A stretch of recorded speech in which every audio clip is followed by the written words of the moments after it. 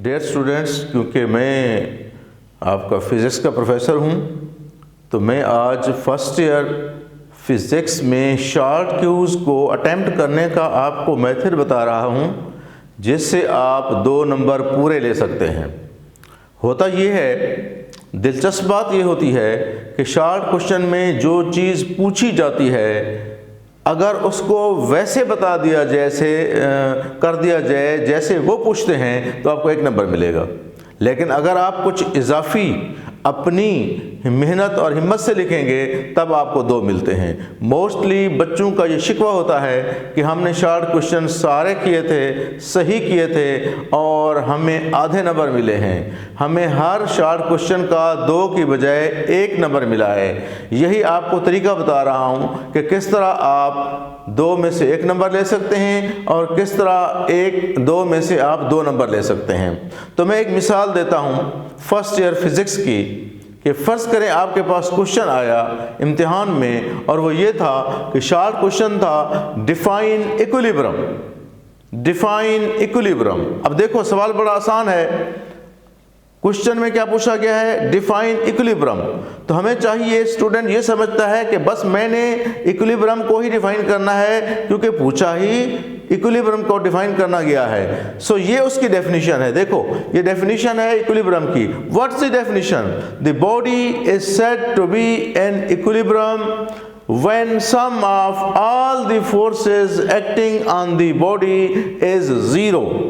एक जिस्म जिस पर मुख्तलिफ जगहों पर बहुत सारी क़ुव्वतें अमल कर रही थीं लेकिन सारी क़ुव्वतों का मजमुआ 0 था, तो that body is said to be in equilibrium. जो पूछा गया था उसका जवाब यहाँ तक आ गया है। चाहिए ये था कि सवाल के मुताबिक हम जवाब देते। सवाल था डिफाइन इक्विलिब्रियम, हमने डिफाइन इक्विलिब्रियम कर दिया, यहाँ तक डिफाइन हो गया, बात ख़त्म। लेकिन जो क्वेश्चन वाले ने आपसे पूछा है आपने उसके मुताबिक लिख दिया है, 1 नंबर मिला 2 में से आपको। अब क्या करना होगा? 2 नंबर लेना फिर टेक्निक है। फिर आपको कुछ इजाफी बताना पड़ेगा।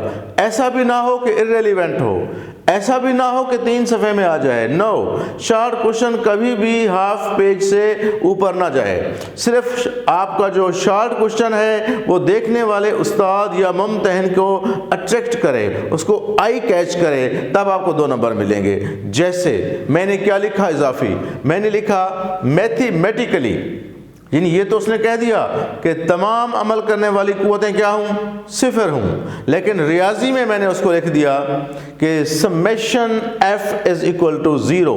ऊपर वाली स्टेटमेंट का रियाजियाती मतलब ये है, ये समेशन मीन मजमुआ, f मीन फोर्स का मजमुआ 0, यही तो कहा है उसने। तो मैंने उसको रियाजियाती शक्ल दे दी है और फिर इस रियाजियाती शक्ल जो मैंने कहा sigma f is equal to 0, इसको फिर 2 मीनिंग में ले सकते हैं। या तो वो क़ुव्वत x एक्सिस में हो सकती है या फिर y में। सारी क़ुव्वत अगर 0 है तो x सिमत में अमल करने वाली क़ुव्वतें भी 0 होनी चाहिए और y सिमत में अमल करने वाली क़ुव्वतें भी 0 होनी चाहिए। लिहाजा सिर्फ ये नहीं लिखना कि सिग्मा या summation force is equal to 0, बल्कि उसको फिर यूं करना चाहिए कि इसका मतलब ये है कि sigma F x is equal to 0 means all the forces acting along the x axis their sum is 0। and दूसरा मतलब sigma y summation y is equal to 0, it means all the forces acting in the y axis are 0। तो ये इसका mathematical मैंने एक format दे दिया है। जो रियाजी की बात थी उसको इसमें कर दिया। अब इसी पर हमने इक्तफा नहीं किया, हमने ये कहा कि इसकी कौन सी टाइप्स होती हैं। इसकी 1-2 टाइप्स भी होती हैं और 2 टाइप्स, बहुत सारी टाइप्स हैं, मैंने 2 का हवाला दे दिया है। Number 1 static equilibrium. अब ये मैंने हेडिंग क्या दी? Types of the equilibrium. Question में नहीं पूछा गया कि टाइप्स ऑफ द इक्विलिब्रियम लिखें, मैं लिख रहा हूं टाइप्स ऑफ द इक्विलिब्रियम। कौन कौन सी हैं? 2 टाइप्स हैं। Number 1 static equilibrium and number 2 dynamic equilibrium. अब ये स्टैटिक इक्विलिब्रियम को मैं डिफाइन कर रहा हूं। क्या? If number of forces are acting on the body is in equilibrium and at rest. यानी फोर्सेस एक्ट कर रही हूं उनका मजमुआ 0 हो और बॉडी पर यह शर्त है कि वो रेस्ट में हो, मीन्स कि बॉडी इक्विलिब्रियम में भी हो और रेस्ट में भी हो, then that type of the equilibrium will be called static equilibrium. Next thing is dynamic equilibrium. Dynamic equilibrium इसके उलट है कि body must be in equilibrium but must be in motion.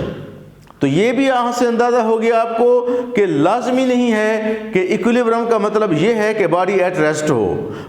तो बॉडी एट रेस्ट में हो तो भी equilibrium हो सकता है, और बॉडी इन मोशन हो, फॉल कर रही हो, मूव कर रही हो, तो भी इन इक्विलिब्रियम हो सकती है। अगर बॉडी एट रेस्ट है और इन इक्विलिब्रियम है, that equilibrium is called static equilibrium. और अगर बॉडी एट रेस्ट है और इन मोशन है, then that equilibrium is called dynamic equilibrium.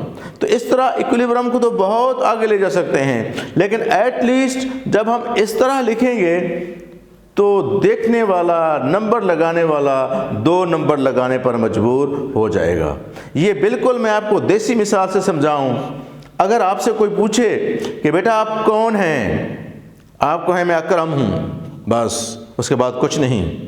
जानने वाले को आप कुछ पूछना चाहिए कि सर मेरा नाम अकरम है, मेरे वाले साहब का नाम फलां है, मैं फलां मोहल्ले से आया हूँ, मैं फर्स्ट ईयर में पढ़ता हूँ, मैंने मेडिकल रखा हुआ है, then the teacher will clear, ये तारुफ हो जाएगा एक उसका क्लियर। लिहाजा जो आपसे पूछा जाए महज वही बताएंगे तो आपको 1 नंबर मिलेगा, और अगर डिटेल से बताएंगे तो आपको 2 नंबर मिलेंगे। तो इस कातिल क्वेश्चन से मेरे बच्चों आपने बचना है और अपने नंबरों को 44 तक रखना है, 22 तक नहीं रखना।